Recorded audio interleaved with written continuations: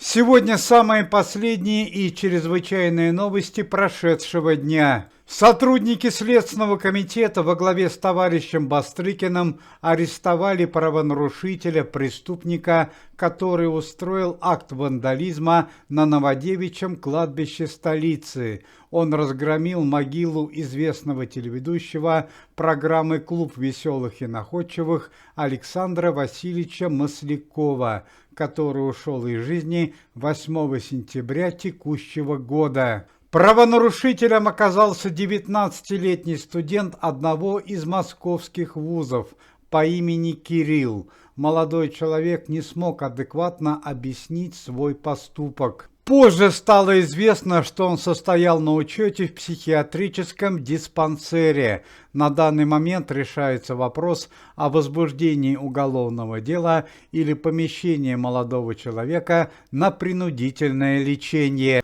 Команда Никиты Михалкова и сотрудники Следственного комитета арестовали и конфисковали у известного певца Филиппа Киркорова 4 пятикомнатные квартиры в городах Российской Федерации, во Владивостоке и в Санкт-Петербурге.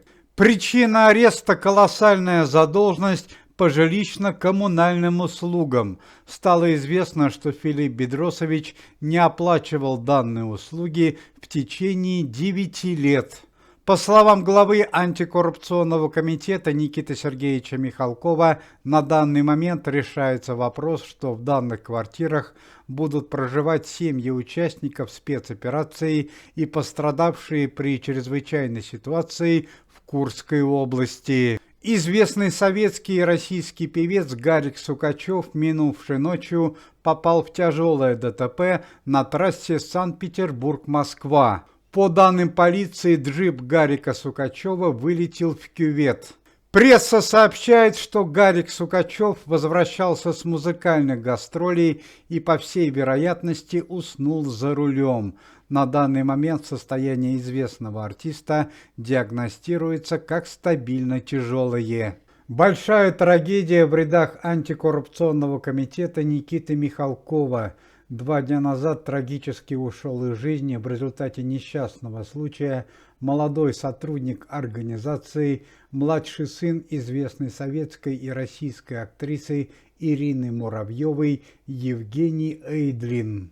35-летний сын актрисы Ирины Муравьевой Евгений работал программистом и был внештатным сотрудником антикоррупционного комитета. 2 дня назад он выполнял ремонт на своей даче, устранял проблемы с электричеством. Предварительная причина смерти молодого человека – это неосторожное обращение с электропроводкой и поражение электрическим током. К слову сказать, что сама Ирина Вадимовна Муравьева только совсем недавно пошла на поправку после нескольких нападений, которые были совершены на известную актрису. Буквально несколько дней назад Ирину Муравьеву перевели из реанимации в общую палату.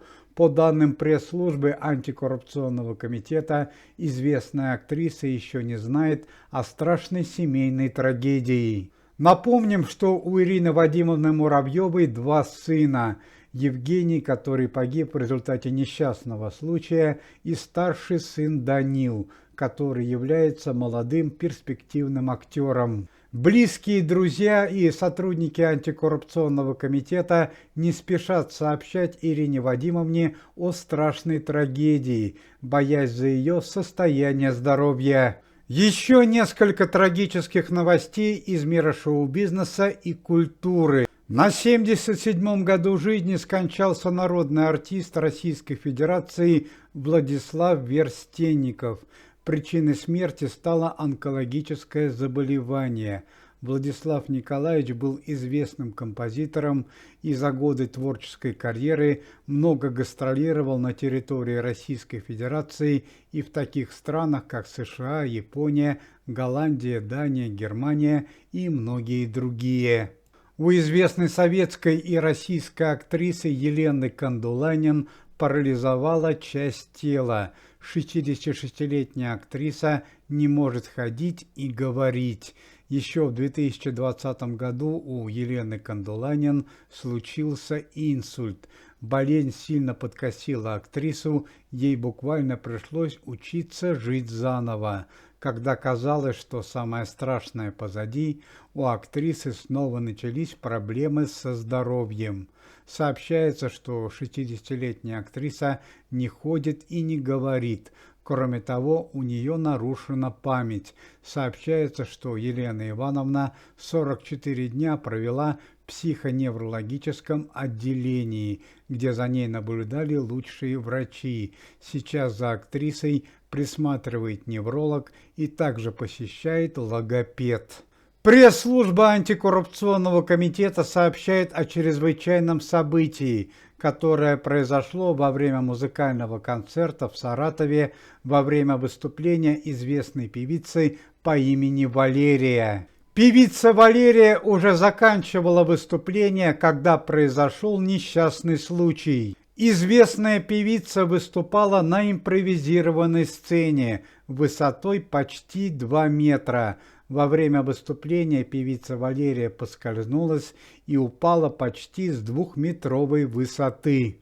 Певица Валерия была госпитализирована в одну из больниц в бессознательном состоянии, где, по словам врачей, пережила клиническую смерть и остановку сердца. На данный момент состояние Валерии диагностируется как тяжелое. У актрисы Лидии Федосеевой-Шукшиной антикоррупционный комитет Никиты Михалкова арестовал автопарк на 15 автомобилей. Причиной ареста стало сомнительное происхождение автотранспорта. Буквально на днях выяснилось, что все автомобили были приобретены по поддельным документам. Член антикоррупционного комитета и известный советский и российский актер Алексей Нилов помирился со старшим сыном после длительной ссоры, которая длилась почти 10 лет. Отношения Алексея Нилова и сына испортились еще в 2014 году, когда сын актера публично оболгал своего отца. Известный российский певец Григорий Лепс сделал предложение своей новой подруге, студентке Московского вуза, 18-летней Авроре Киба. Молодые готовы к серьезным отношениям, и их абсолютно не смущает 35-летняя разница в возрасте. Антикоррупционный комитет Никиты Михалкова, Генеральная прокуратура и Следственный комитет товарища Бастрыкина осудили бывшего игрока сборной России по футболу Алексея Бугаева на 9,5 лет лишения свободы по статье «Незаконный сбыт запрещенных веществ». При оглашении приговора были учтены бывшие спортивные заслуги известного спортсмена. В эти дни свой день рождения празднует известный российский и советский певец 90-х годов и сотрудник антикоррупционного комитета Кай Метов. Кай Метову исполняется 60 лет.